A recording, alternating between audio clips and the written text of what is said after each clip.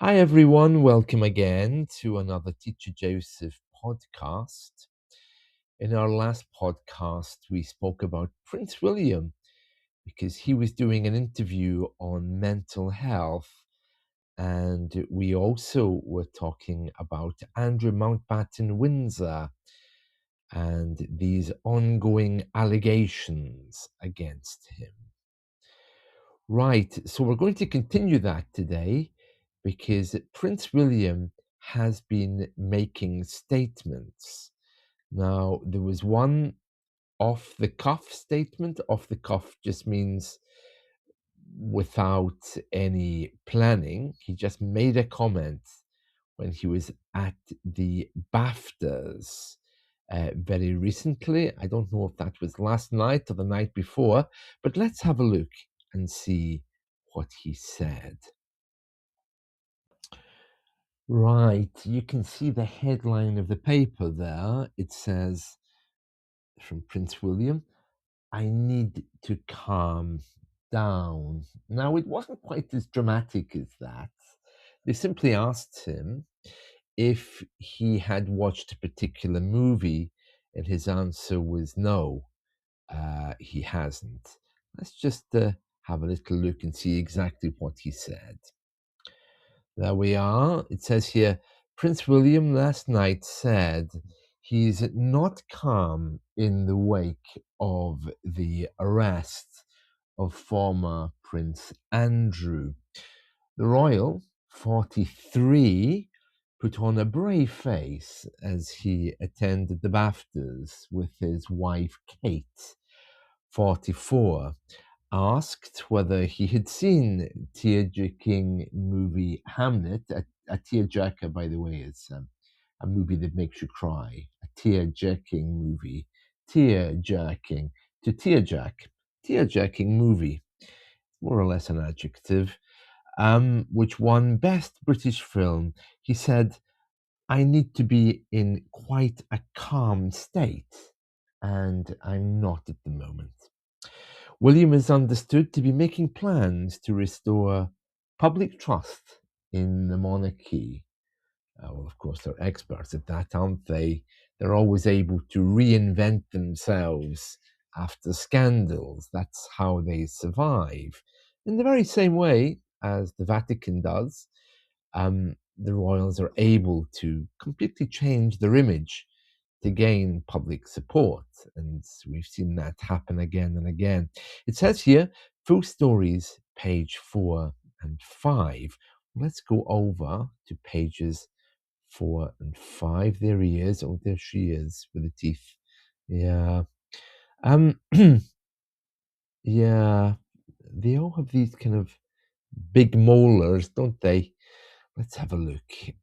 4 and 5. Oh, here we are. Right. Okay, there's that picture of Prince Andrew. Now, I have to say, I find this really disturbing. And I should point out as well that, of course, he's no longer known as Prince Andrew. He's simply Andrew Mountbatten Windsor. Yeah, it says, "We will recover." I don't know who said that, but let's read through and we'll see.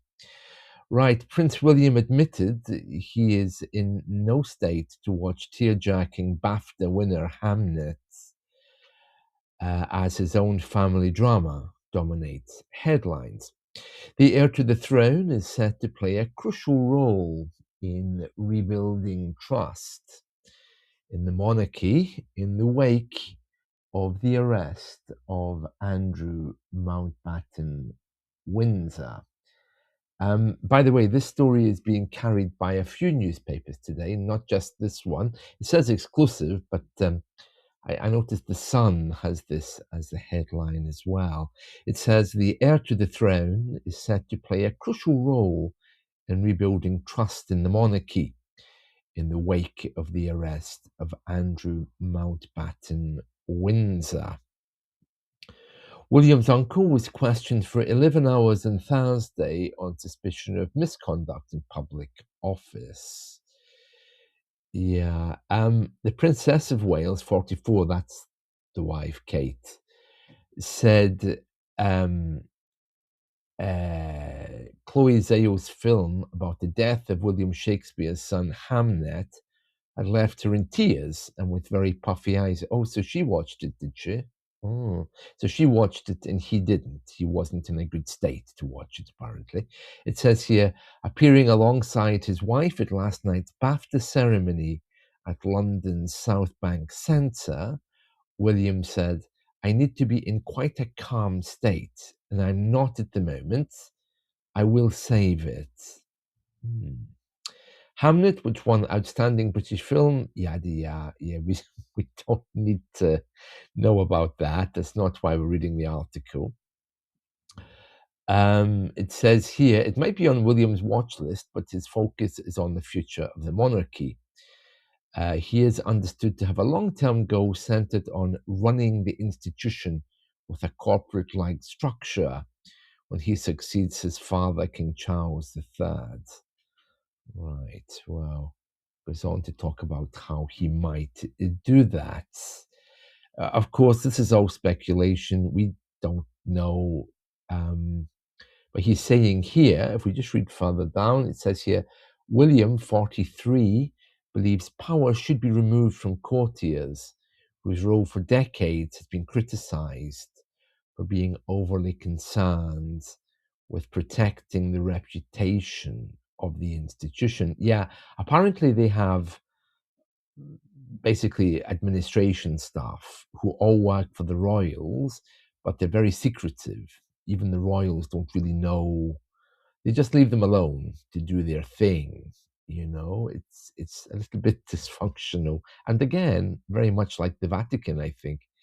Um, I know that Prince Philip, that's the old Queen's husband, he used to, when he first married the Queen, he used to wander around opening doors and just ask people, hello, what do you do here? What's your job? And they really didn't like that. So they started to lock him out. They started to lock doors, and he was told, look, you just leave us alone. We'll leave you alone. Don't get in our way. So yeah, they're quite a tough bunch, you know, the admin staff that look after the royals. So Prince William, it says here, believes power should be removed from these people. But I mean, who knows? We just don't know what he will do when he becomes king. But let's read on just a little bit. A source, okay, it doesn't say who this source is, said the issues surrounding Andrew Mountbatten Windsor have had an effect on public trust, and there is willingness to change that. The Prince of Wales, that's William, has a clear focus and is determined to help the King in any way he can to restore that trust with the public and long term. And this person also said, right now the family and the country need stability, but there will come a time when he will bring in his own changes to ensure that accountability and purpose are front and center of his role. Right. Well, just to bring you up to date with what's happening here, just so that you know. So the latest is that the police are still searching through the properties which are owned by the royal estate where Andrew Mountbatten Windsor has been living. And they'll be, of course, deciding at that point whether they're going to charge him, whether they're going to release him, and no doubt a report will be given to the palace, which may well affect the future of the royals if Andrew is charged or goes to prison or whatever.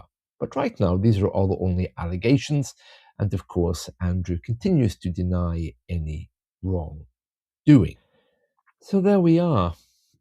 Prince William there telling us that his mental health isn't great. He's saying he's not calm.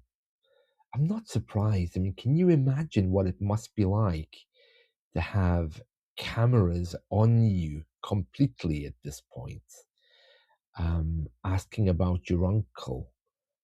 Now, I must say that British people, we are notoriously bad for judging people. We do judge a lot, you know. Bad man, he did a bad thing, he should be sent away. I don't know why we do that. Is it just a human thing that we judge people? We don't even know if Andrew Mountbatten Windsor did those things. The police are still investigating. Nothing can be said, but yeah, comments, constant press invasion. It must be very hard on their mental health. We read a moment ago there that Prince William is planning to change the system entirely. And I hope he does, because if he does, it might give himself more privacy and bring the royal family back to a sense of normality. And I think that was one of his mother's legacies, Princess Diana. I think had she lived, she also would have been working to change the royals as, for the better. She'd be working to change them as a princess. Yeah, so very interesting, isn't it? Very interesting. Yeah, well, let's hope William keeps looking after his mental health. What do you do to relax? What do you do to look after your mental health? For me, I like to read. I like to meet friends, although that can be hard sometimes, mixing with people when you spend your whole day here on the system alone. It's quite hard, you know. So mixing with friends is good, but not easy, especially when, in a community group, for example, you will always find incredibly stupid people.